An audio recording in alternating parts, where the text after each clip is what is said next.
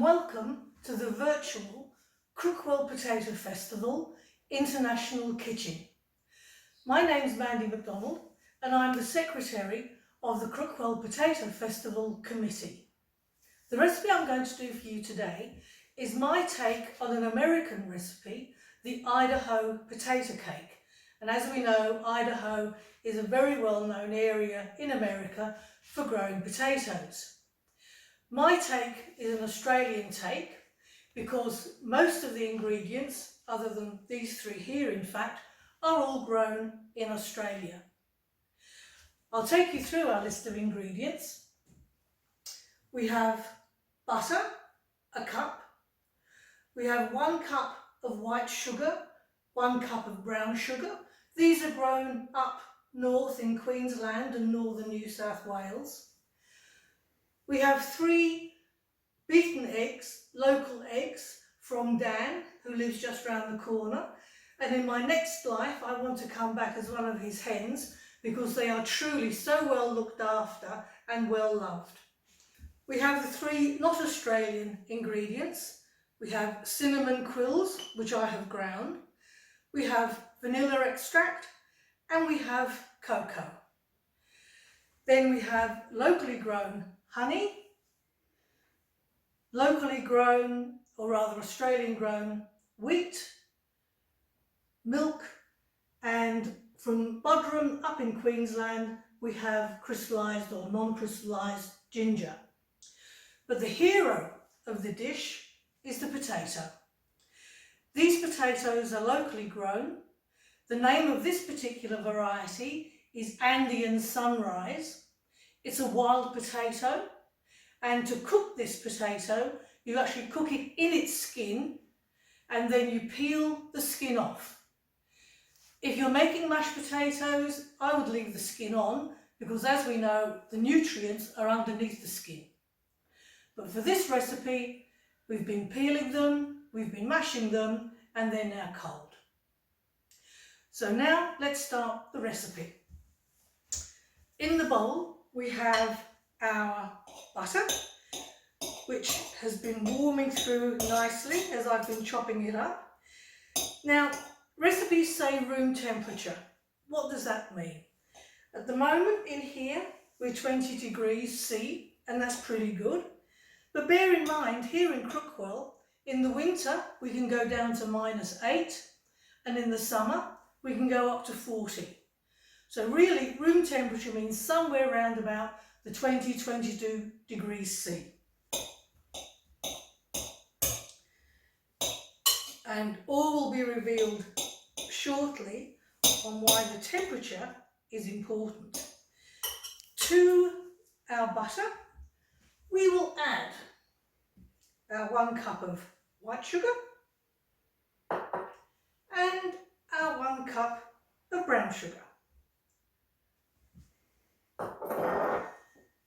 Give it a bit of a shush around.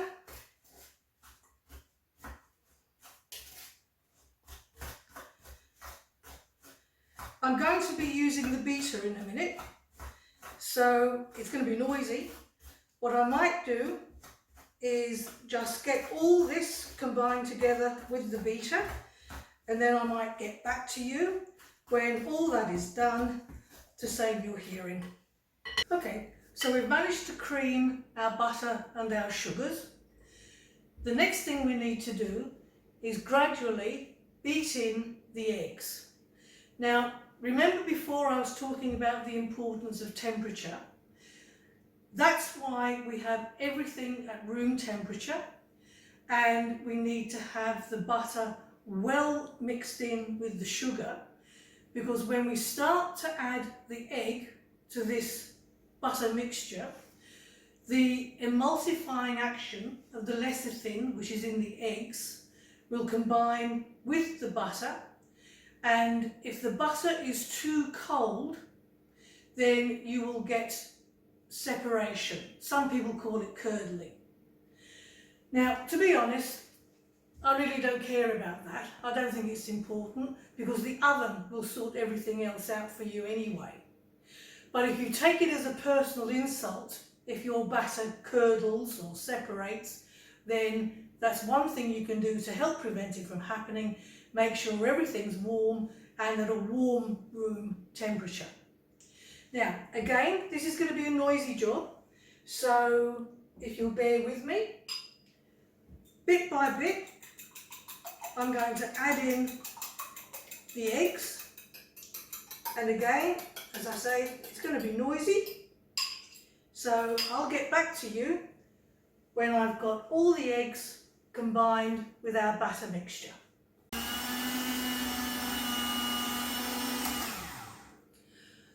We were talking before about your batter mixture separating.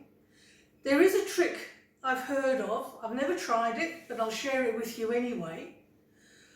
When you add your egg mixture, pour it in the middle, switch on your beaters, but do not move the beaters around. So in other words,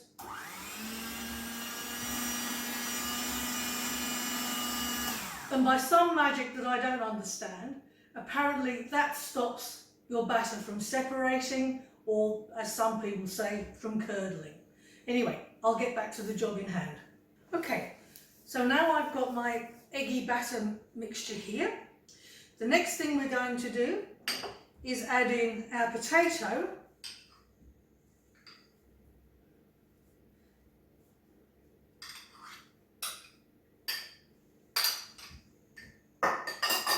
We're going to add in a teaspoon of vanilla, if I can get the top off, which I can't. Got it. Oh, the strength of 1,000.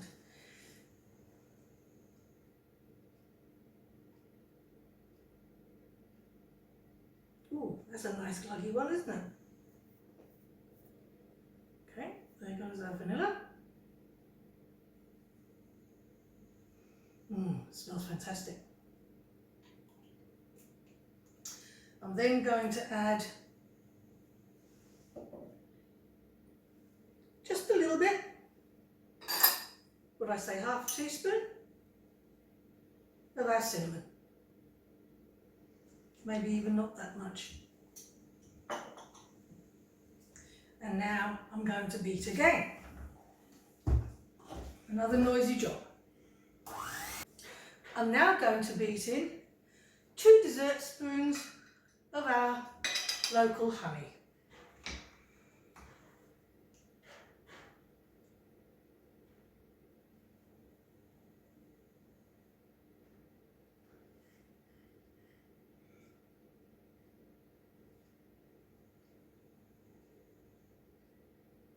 Whoop. Right, I'm now going to add a couple of dessert spoonfuls of the cocoa. By the way, I have to confess, I don't think I've ever stuck to a recipe in my life, and I'm not big on measuring things, so bear with me. But isn't that the fun of cooking, hey? Isn't that what it's all about? Alright, so the next step will be adding the flour into the mixture, followed by the milk, followed by the flour, followed by the milk, until everything is combined in a beautiful batter. It's going to be a moist batter, so don't think, oh my goodness, there's too much fluid here. It's a moist batter. So we will just sprinkle some of that flour in, like so.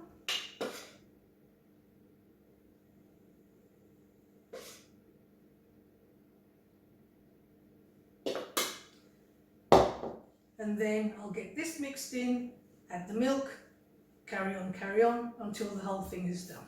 We're on the home stretch, folks. So we've now finished beating in our alternates, flour and milk. And oh, don't you hate it when they won't balance? This is what your batter looks like. You see how moist it is? We will now stir in our ginger, and really this is up to you how much ginger you use. I love ginger, so you can bet your life there's going to be a real nudge of the elbow where the ginger is concerned. There we go. And what I will do, I'll clean off the beaters, like so. Move that out of the way, and now I can stir in very gently the ginger. Now, all of this is now going to be poured into this cake pan here. It's a ring pan, and as soon as you know you're going to use a ring pan, you know it's going to be a wet batter. The reason for the ring is to allow the heat to get to the cake from the middle underneath. Okay, see the hole there? So the heat can get in there and the whole thing will cook nice and evenly. If you had just an ordinary pan, you would have difficulty with this kind of a batter to get the middle to cook before you've cremated the outside. Okay, so I've actually dusted the bottom of this pan with some nuts. All of this will go into the oven. It's on 180 degrees C. I'm sorry, I don't know what other measurements that might be. And it will go in the oven for about 45 to 60 minutes, depending upon what your oven's like, how temperamental it is, whatever. So this into here, here, into there, and we will get back to you when it's done. Well, here we are. The cake is out of the oven, and I have to say it smells absolutely fantastic. People have asked me, why on earth did I make a cake with potato in it? And I have to say, under normal circumstances, this year would have been the 10th anniversary of the Crookwell Potato Festival. But of course, because of the virus, we can't have it this year. But never mind, what better way to celebrate than with a cake?